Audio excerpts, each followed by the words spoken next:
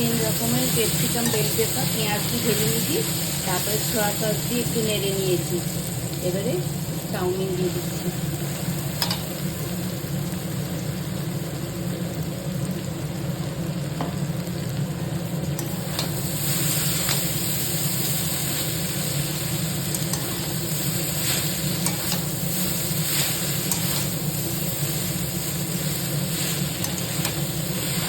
দাঁড়ান, আমি চিমনিটা বন্ধ করে দিই, কমে যাবে।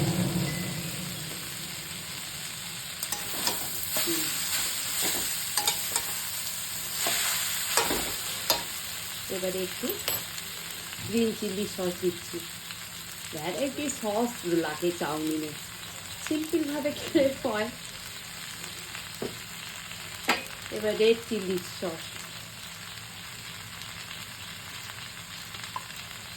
বেশি দেবো না কেন কাঁচা লঙ্কা দিয়েছি একটু, আর এটা সয়া সস আগে দিয়ে দিয়েছি। আর চাউমিন মানে গোলমরিচ গুঁড়ো, নাহলে মানাবে না।